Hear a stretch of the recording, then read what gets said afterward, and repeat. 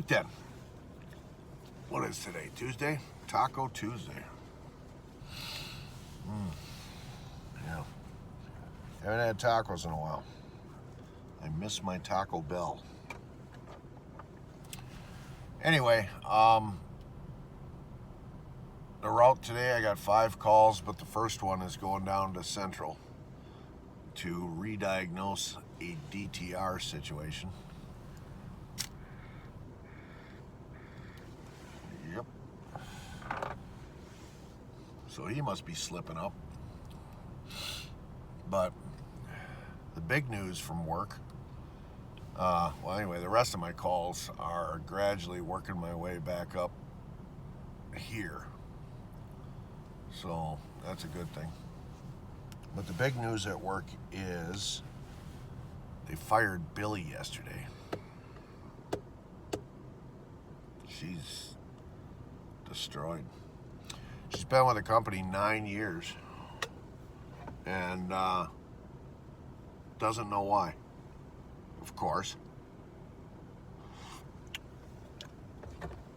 Their excuse was things are shifting and we don't have a need for your position anymore. It's not cool. I asked her, I said, how come Jeremy didn't have your 6? Jeremy didn't even know they were going to do this.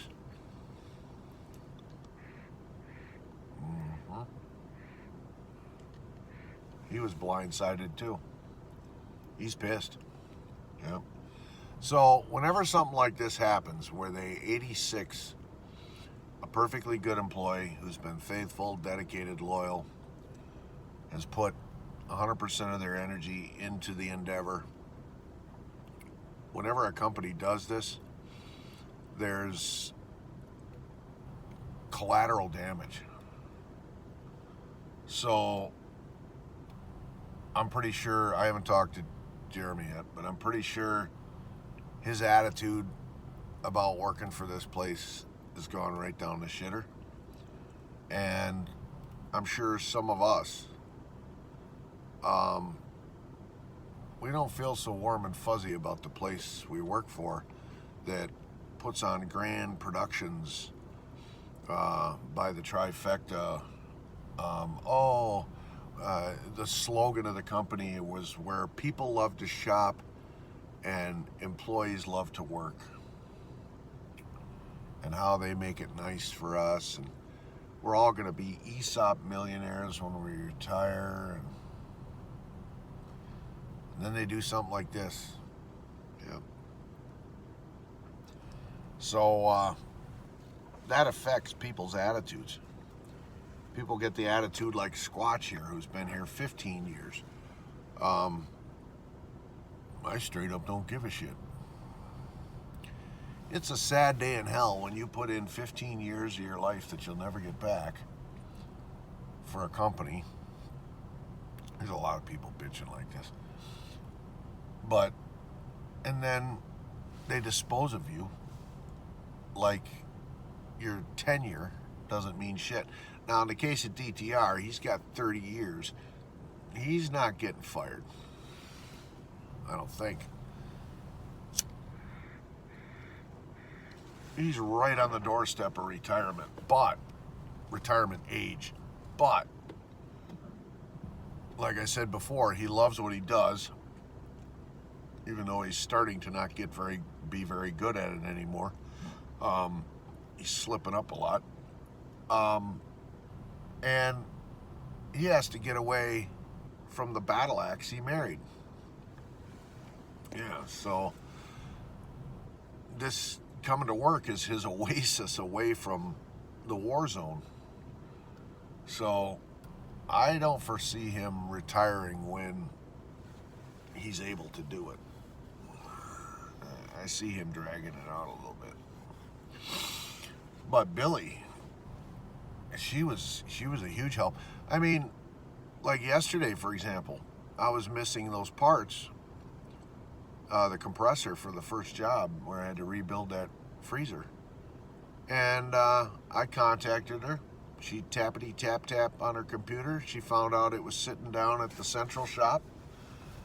And I don't have the ability to track a situation like that. I don't even know who to contact when I have a question about parts not being here that are supposed to be here.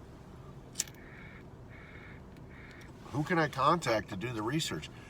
Is Jeremy going to get burdened with more responsibilities that Billy used to handle so we didn't have to bother Jeremy? That's going to suck. Yeah. Plus, I don't like dealing with Jeremy very often because his first inclination is to blame you. He likes to snap out quick answers. Well, it shows it was delivered to your store, so it's got to be there. Dude, I looked 3 times. Stop insulting my intelligence. And then they find out, oh, yeah, it's sitting down here at the DC, or, oh, yeah, it's on DTR's van. Yeah, I'm tired of that. Yeah. But that's just a minor irritant. Yeah. So that's work.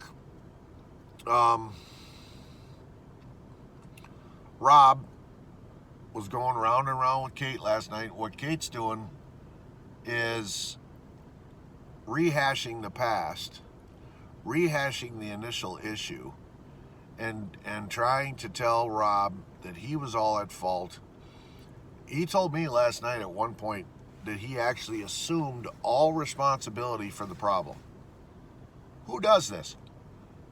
Stick to your guns. He assumed all responsibility for the problem, and she said, no, it wasn't totally your fault. Brene was at fault as well, the daughter. I'm like, what? And now she's trying to make him accountable for the whole thing. Yeah, you're too nitpicky. You nitpicked the situation for 3 months, and then you exploded. He says, well, there it is. A guy can only take so much. I talk about the problem. I express my displeasure in the problem. Nothing gets done about the problem. Finally, I'm going to snap. Yeah. So, she's just dredging up the past, and she's still sticking to her guns. She wants the divorce. She has no clue what she's in for. I don't think I can ever trust you again. I told him, I said, you do realize that even if you were to fix this, to mend fences, it'll never be the same like it was. No. Her, as a fatalist, she'll always have it in her head. It'll always be a red check mark on the calendar. And anytime there's anything that closely resembles that type of scenario happening again, she will bring it up, rehash it. I said, dude, you are literally going to be walking on eggshells for the rest of your days. Is that what you want with this person? No, because it breeds resentment. Right now he's in desperation mode to keep her. But eventually, if he does keep her, he's going to resent her.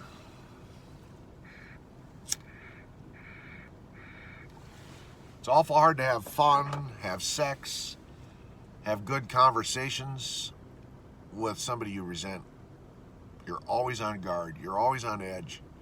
You're always uncomfortable. I couldn't live like that. Nope. Nope. That's how it would have been with Mia.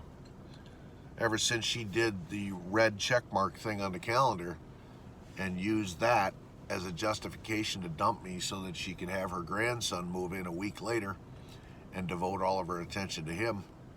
And then the second time around here, or the third or whatever it was, devote all of her time and her loyalty to the Amish Mafia. I'm not going to live life like that. I'm not going to sit here and think, well, maybe when she's married to me and she's cohabitating with me in the lake house, then it will change. Then she will focus all of her energy towards me and towards us. You can't take that gamble. No. patterns of behavior show how a person is wired. Yeah. Thing is, Rob never saw the dark side of Kate. He didn't know she was a fatalist. He didn't know she was a narcissist. He didn't know anything about her on the dark side. All he saw was the yuck, yuck, good times. Mm-hmm. Yeah. So he would literally have to walk on eggshells. He would be a lesser version of himself. Subdued, suppressed, controlled, which is what a control freak dominant does. Yep. They beat you down little by little, and you end up like my dad with my mom. Hands folded behind your back, shuffling behind her with your head bowed. Yes, dear. Yes, dear. Whatever you say, dear. You're always right, dear. I'm nothing, dear. Bullshit. You lose your manhood. That's how a control freak dominant demasculates their partner a little bit at a time, with nagging, bossiness, arguments, control, passive-aggressive statements. And that's what Kate's doing right now to Rob. Mm-hmm. Indecisiveness.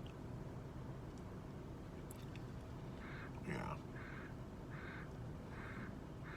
So Rob apparently had a couple of conversations with her, and he's dragging his feet on pulling the trigger on this apartment out east.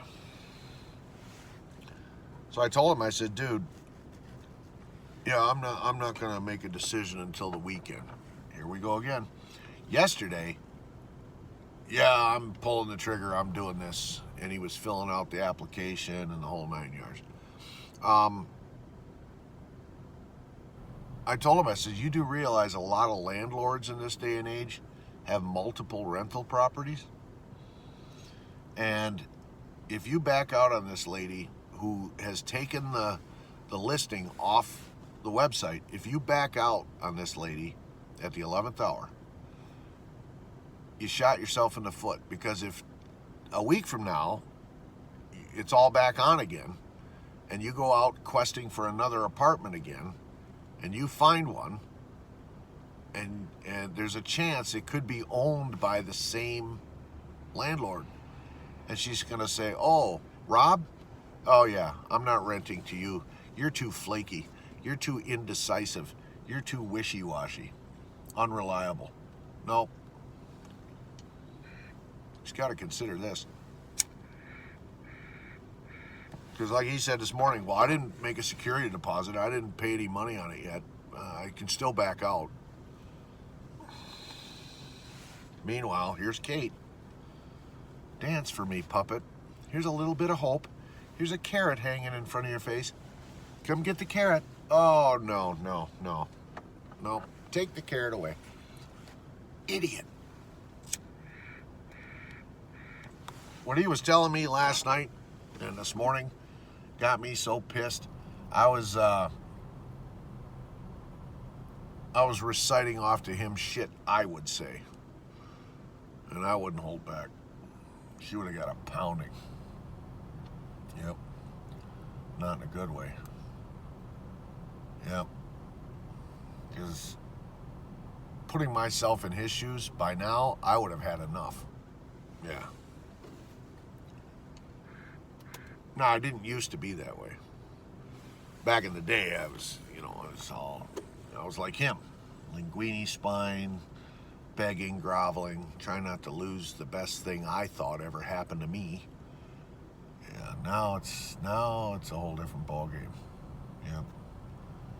Yeah. Once that wall is up, it's a lot easier to go, you're toxic, bye now. There's other fish in the sea. So, all right, my battery's gonna go dead, so I gotta make this short, but I'll keep you updated if anything happens today, and we'll go from there.